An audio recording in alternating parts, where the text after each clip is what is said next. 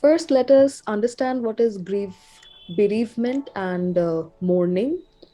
So, grieving includes the entire emotional process of coping with a loss, and it can last a long time.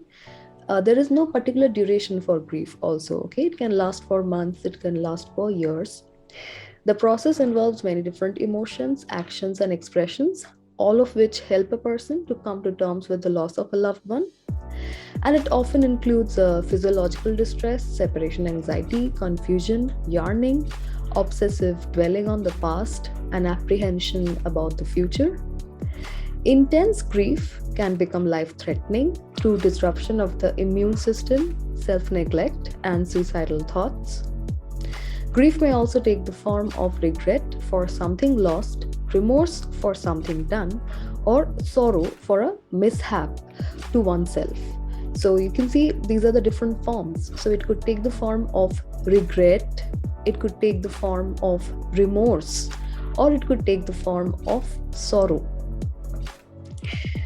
Now, what is mourning? So, mourning often goes along with grief.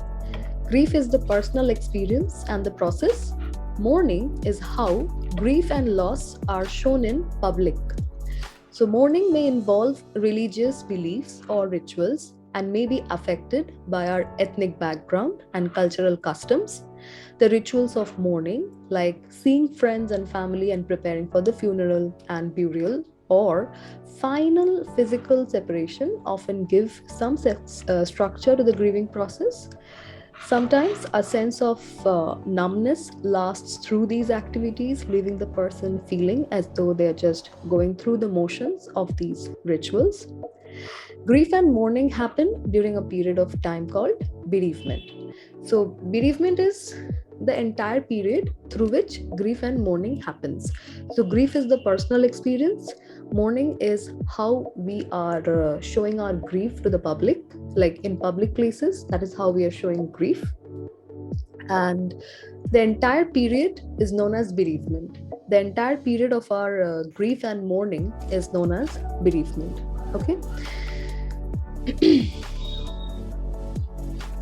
Next, acute, complicated, and anticipatory grief. So, grief doesn't look or feel the same for everyone, and every loss is different. So, for some people, grief is a short term phenomenon, which is also known as acute grief, although the pain may return unexpectedly at later times. So, this is typically known as normal grief. This is what is actually called normal grief. Acute grief is normal grief. Why? Because grief actually comes in pangs. Okay, so it comes and goes. So a person might be doing quite well. The person might be able to, cope up with his daily activities, and suddenly he's hit by a pang of grief, and he swamps into depression. So it's acute, so it's lasting for one particular period. So maybe the person is reminded by something of the loss, and so typically the person might again swamp into depression, grief for again a brief period of time. It could be a day or so, and then again the person can return back to normal functioning. And this is typically what is normal grief. So typically what happens after the death of a loved one, the person might take some time, like it could be a few months, but after that the person slowly starts adjusting to the daily life. But that doesn't mean the person is over the death of that loved person. Okay, it's just that the person is adjusting to his daily life. But usually what happens is the grief hits back to this person. It in pangs, basically. It comes and goes. When it comes, it swamps the person to a very deep and it kind of buries him through a deep hole, and then the person again kind of copes it.